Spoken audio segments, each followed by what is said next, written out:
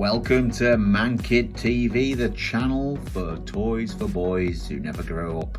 Today we're going to look at the Lego Speed Champions F1 McLaren. We've already got and built our Red Bull Lego car, and we also got a Ferrari. Both builds were different from each other, although should I say, they do look similar. They are different builds. So let's see if the McLaren is different to these two. As there are 10 cars to build in the series, I'm struggling to believe they made all 10 different, but you know, this is Lego, so you never know. There's 6 Lego bags in the kit, some stickers, an instruction manual, and all those pieces come to $269. The instruction manual, if you've never built Lego before, is really easy to follow, yeah? What I tend to do is open the bags what they ask you to, rather than opening all the bags and then just follow the instructions. That's the easiest way to do it. So you only need bag 1 and 2, for example, to start with. The first thing they ask you to build is the driver, which obviously is really simple. Gives him a little sprocket spanner there, and you can decide whether he has his helmet on or he has the hair. So that does actually look a little bit like Lando Norris, or is it Oscar? Who knows? So there's our driver ready to supervise the build of the car. Our first 2 bags have been emptied, and let's crack on. This is the base, or the chassis of the car, so obviously everything will stick to. Yeah, this is definitely a different build to the other 2 cars I've already done in the series. Quite easy if you follow the instructions. The main hub of the car is now done, and we've also got some stickers on as we go through the process. So next is bags 3 and 4 as we continue through the build.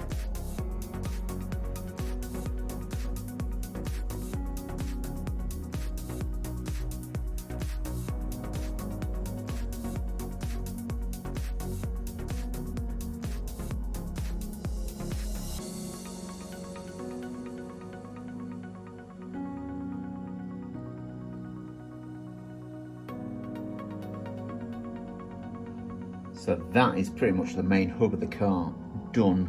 Obviously the front nose cone and wings at the front and wheels need to all go on, the halo needs to go in, and then we'll be finally having the McLaren race car for our little driver Lando or Oscar to drive. Let's crack on with that. Take a look at that front wing. It's just a thing of beauty, isn't it? They're so clever, these guys and girls who put all this together.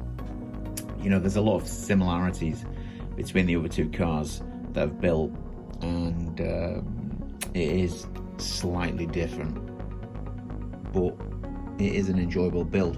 I am not one for Lego, to be honest. It's not one of my hobbies or passions or anything, but if there's some sort of tie-in with something I like, then I'm interested. I don't think I'd ever go out and buy some of the expensive stuff that you see. The Ecto-1 Ghostbuster car, I mean, that looks amazing, but the price of it, what is it, like £200 odd?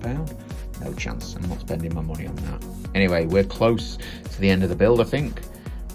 Front wing will go on, and the wheels, and the halo, and then that's pretty much it. And you can see the final look in just a second.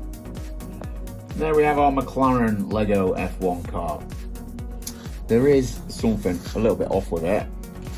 It doesn't quite glide across the floor like it should do. I think the underneath, these bits here kept on falling off throughout the build.